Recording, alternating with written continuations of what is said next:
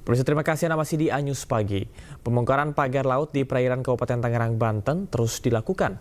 Di hari keempat, total pagar laut yang telah dibongkar mencapai 11,75 km.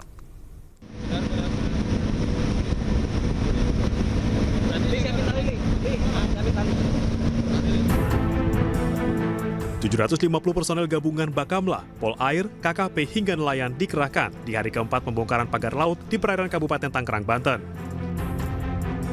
Pembongkaran terbagi di 3 titik lokasi, yaitu perairan Tanjung Pasir, Kronjo, dan Mauk. Sejauh ini, total 11,75 km pagar laut berhasil dibongkar. Setiap harinya ditargetkan 5 km bambu dibongkar. Kalau target seperti biasa 5 kilo, tapi saya tidak mau berhitung dengan angka dulu, Mbak. Sekarang ini target saya gimana caranya secepatnya kita tarik. Target tetap antara 5 sampai 7. Nah, tapi berdasarkan pengalaman, begitu masuk di jam-jam 2 ke sana, itu udah berawan, kemudian ini udah surut, gelombangnya tinggi. Ini tidak memungkinkan ataupun tidak efektif kalau kita melaksanakan penarikan. Mengingat kedangkalan kapal-kapal seperti ini sudah tidak bisa mendekat lagi. Pembongkaran diperkirakan selesai dalam 9 hari ke depan, menyesuaikan dengan kondisi cuaca dan ombak. Percepatan pembongkaran pagar laut diharapkan dapat mengembalikan mata pencarian para nelayan yang sempat terhambat. Dari Tangerang, Banten, Tilami Aulia, Jemi Yasin, iNews melaporkan. Pembongkaran pagar laut di pesisir utara Kabupaten Tangerang membawa manfaat tak terduga bagi nelayan. Pagar bambu tersebut dimanfaatkan untuk penangkaran kerang hijau.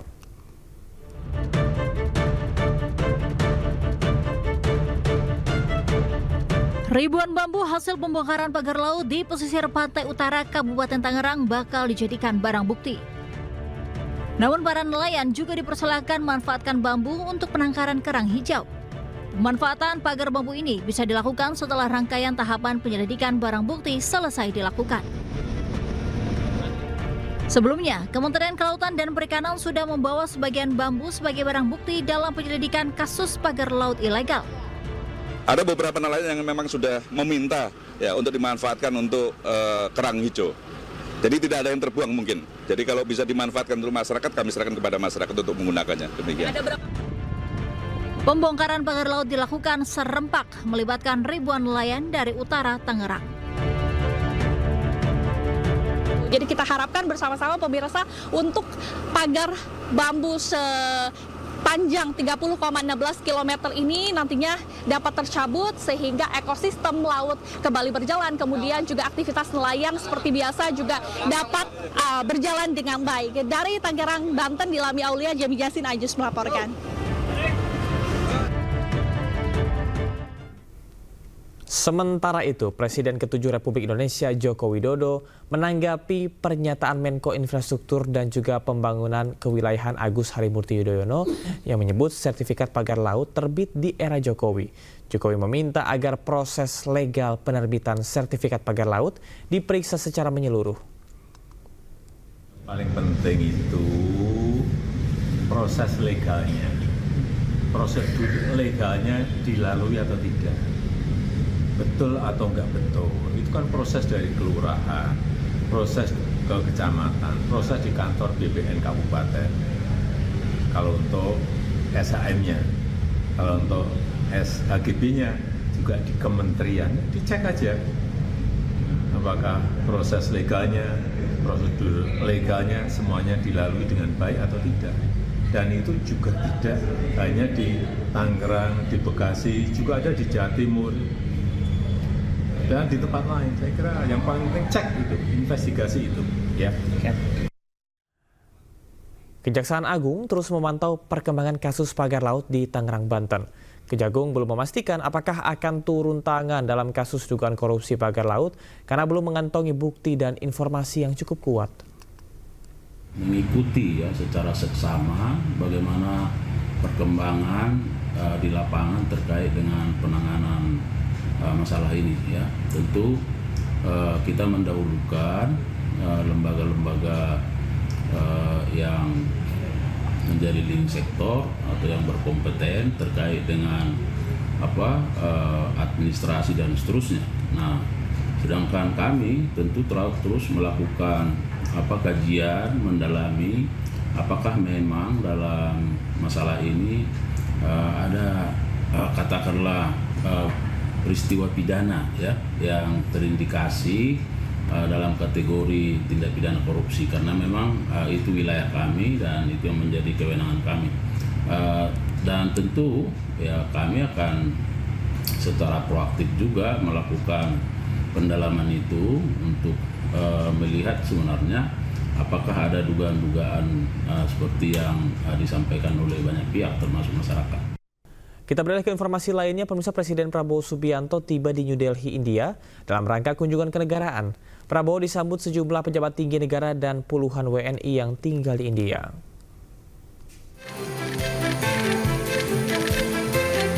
Presiden RI Prabowo Subianto tiba di Air Force Station Pala, New Delhi, India pada Kamis malam waktu setempat.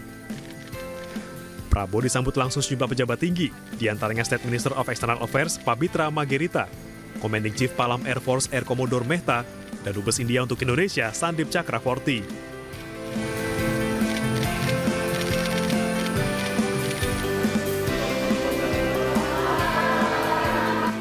Setibanya di hotel, Prabowo juga disambut puluhan WNI yang tinggal di India. Mereka pun antusias dan senang bisa bertemu dan berjabat tangan langsung dengan Prabowo.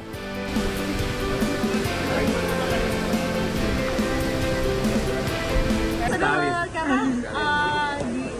kami selaku mahasiswi di sini itu sama saja seperti perwakilan dari Indonesia dan senang sekali berkesempatan untuk menyambut Bapak Presiden dengan sangat dekat seperti tadi. Ya, mungkin kita nggak nyangka lah kalau Pak Prabowo bakal jabat tangan kita satu-satu, tapi ya kita semua bersyukur lah ya. Bersyukur banget punya presiden yang mau turun langsung bersama rakyat. Dalam kunjungan kenegaraan ini, Prabowo akan hadir sebagai chief guest pada perayaan Hari Republik India ke-76. Selain itu, Prabowo juga dijadwalkan menghadiri pertemuan bilateral dengan Presiden India Drupadi Murmu dan Perdana Menteri Narendra Modi. Agenda tersebut akan membahas berbagai isu strategis, termasuk penguatan kerjasama kedua negara.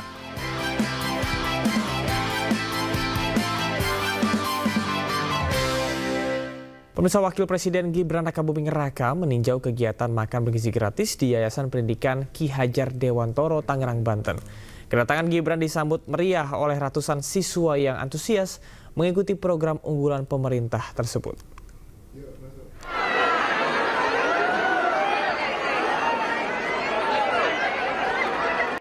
Gibran disambut antusias guru dan siswa di Yayasan Pendidikan Ki Hajar Dewantoro, Tangerang, Banten. Kunjungan Gibran dalam rangka meninjau kegiatan makan bergizi gratis. Ia mendatangi setiap kelas dan bercengkrama dengan para siswa. Para siswa pun terlihat senang menyantap hidangan yang disediakan.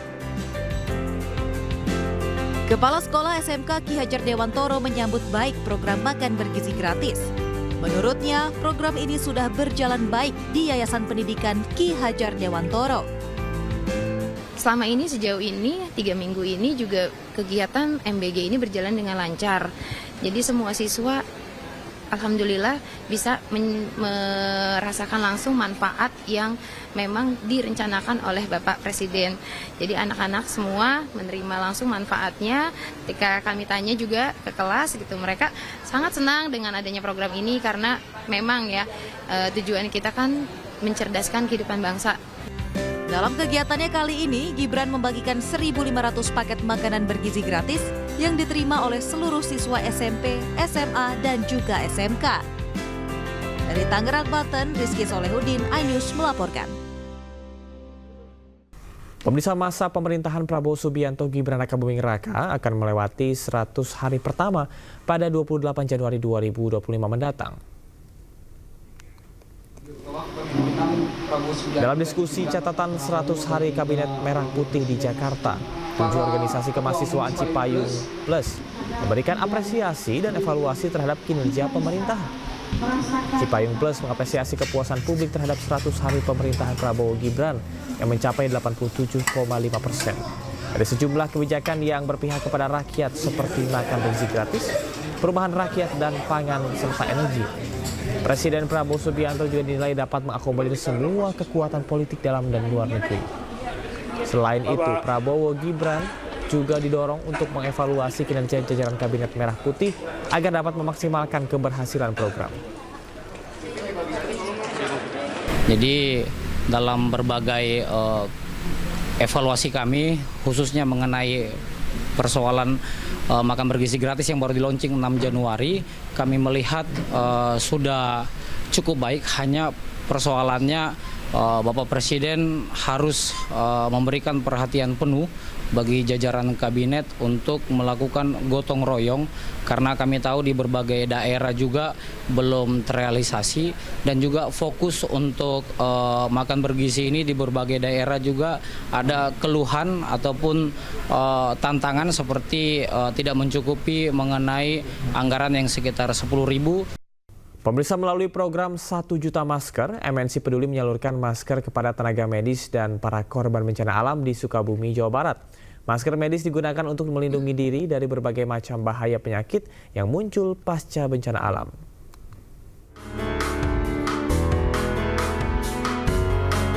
Awal Desember 2024, Kabupaten Sukabumi diterpa berbagai bencana alam. Mulai dari banjir, tanah longsor hingga tanah bergerak yang mengakibatkan ribuan kepala keluarga yang berada di 39 kecamatan terdampak bencana. Salah satunya di Kampung Nagrak, Desa Ciwalat. Sebanyak 28 rumah rusak berat dan 128 rumah lainnya rusak sedang dan ringan akibat bencana tanah bergerak. Saat ini, 40 kepala keluarga terpaksa masih harus mengungsi karena rumah mereka rusak. Para korban bencana ini juga masih takut terjadi bencana susulan. Berarti rumah ditinggal? Iya, ditinggal keluar. Karena retak? Retak. Di bawah retak, retak. Di kolong-kolong tempat tidur itu udah pada bala bolong. Membantu korban bencana alam di Sukabumi, MNC Peduli menyalurkan 6.000 masker dan 2.000 sarung tangan medis untuk melindungi tenaga medis dan para korban bencana dari bahaya berbagai macam penyakit susulan pasca bencana. Dalam kegiatan ini, MNC Peduli dan Puskesmas Pabuaran juga melakukan pemeriksaan kesehatan para korban bencana alam. Ucapkan terima kasih telah datang ke Kecamatan Pabuaran. Harapan kami terutama terhadap pemerintah untuk segera penanganan untuk hunian tetap. Banyak yang memang ada batuk pilek ya Pak. Mungkin itu bisa kita distribusikan ke tempat pengungsian. Mungkin salah satunya untuk meminimalisir pencegahan penyakit yang memang menular ke masyarakat. MNC Peduli berkomitmen untuk terus membantu masyarakat yang terkena bencana di berbagai wilayah di Indonesia. Dari Sukabumi, Jawa Barat, Budi Setiawan, iNews melaporkan. Pemirsa, aktivitas belajar mengajar yang berlangsung sejak pagi hingga jelang petang tidak jarang mendatangkan penat untuk para siswa. Dan untuk mengurangi dampak kelelahan ini, salah satu SMP negeri di Surabaya, Jawa Timur mengadakan program tidur siang untuk para siswanya.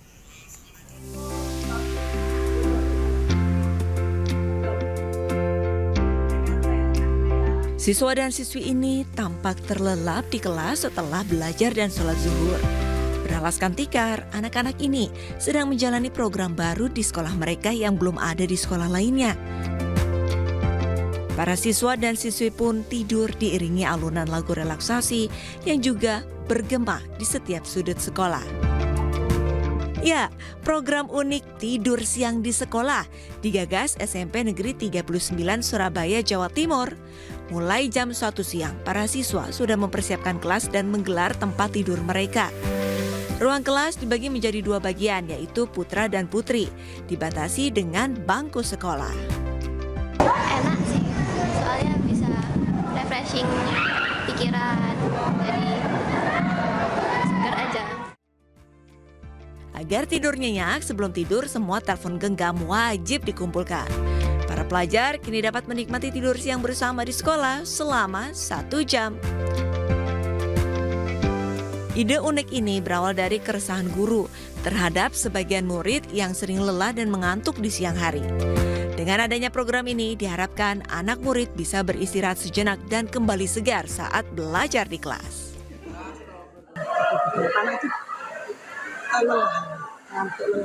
Lemes, dari situlah muncul pada saat kami rapat dinas, ide muncul Bapak Ibu guru itu kalau bagaimana Bu kalau diadakan relaksasi 1 jam gitu, cara SAS gitu gimana Bu? program tidur siang di SMPN 39 Surabaya baru 2 kali digelar. Diharapkan mendapatkan tanggapan dan hasil positif ke depannya. Kegiatan ini mengingatkan kita terhadap program yang sama yang diberlakukan di sejumlah negara seperti di Tiongkok dan Jepang. Para pelajar mendapatkan kesempatan untuk beristirahat sejenak agar dapat kembali beraktivitas dengan baik. Fasilitas yang nyaman seperti ini semoga bisa diikuti di Indonesia agar siswa merasa nyaman dan tenang. Dari Surabaya, Jawa Timur, Yuda Prawira, iNews melaporkan. Peringatan Hari Gizi Nasional adalah momentum bagi berbagai pihak untuk bahu-membahu meningkatkan gizi masyarakat Indonesia, utamanya dalam pemberantasan stunting. Komitmen dan partisipasi yang luas dibutuhkan agar Indonesia dapat menurunkan prevalensi stunting sesuai target pemerintah. Aksi 3 Langkah Maju bertujuan memperluas jangkauan screening status gizi anak dengan target 1 juta anak Indonesia di tahun 2025. Upaya kolaborasi pemberantasan stunting ini diharapkan dapat membantu pemerintah dalam menurunkan angka stunting sehingga mendukung terwujudnya Indonesia Emas 2045. Jadi 3 Langkah Maju ini adalah kampanye kami untuk membuat screening sebanyak mungkin bagi anak-anak dalam mendukung program pemerintah untuk mengatasi stunting. Kami menargetkan ada 1 juta anak yang akan kami screening dengan kampanye ini 3 Langkah Maju, dan dengan begitu lebih bisa secara lebih cepat bila memang ada anak yang berisiko stunting itu bisa ditangani dengan cepat, direkomendasikan kepada dokter dan mendapatkan penanganan yang. Pemirsa, sambut kemeriahan Imlek 2025, Anda dapat menikmati berbagai promo besar-besaran program kuliner. Ya, lebih dari 100 restoran siap memanjakan para pengunjung.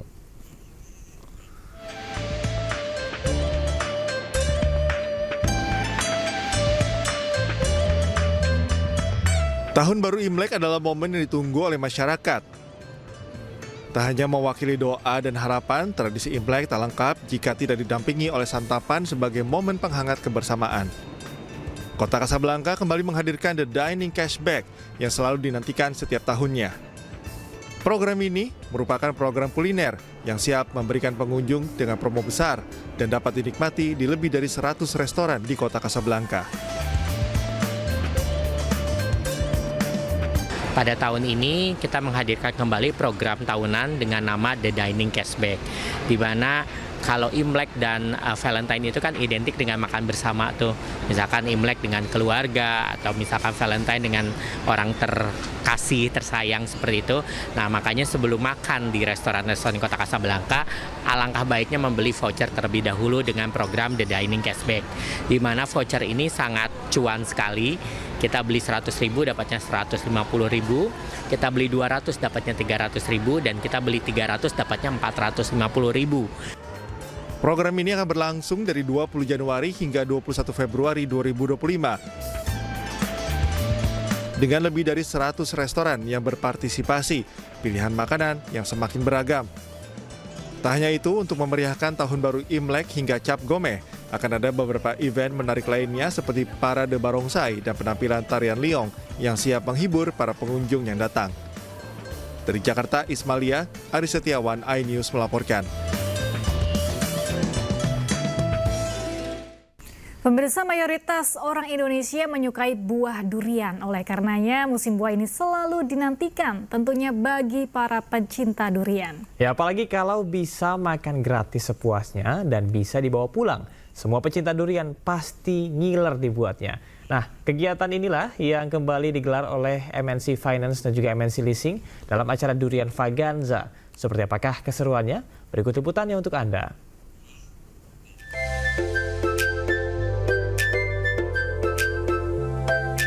Siapa yang gak ngiler melihat ribuan buah durian ini? Buahnya yang besar dan warnanya yang hijau kecoklatan menandakan durian-durian sudah matang dan pasti rasanya manis dan legit di lidah. Berlokasi di kantor cabang Abdul Muiz Tanah Abang, Jakarta Pusat, MNC Finance bersama MNC Leasing kembali menggelar makan durian bersama dalam acara Durian Vaganza tahun ini. Ajang ini menjadi persembahan untuk para mitra dan rekanan yang telah berkontribusi serta mensupport kinerja MNC Finance dan MNC Leasing selama tahun 2025.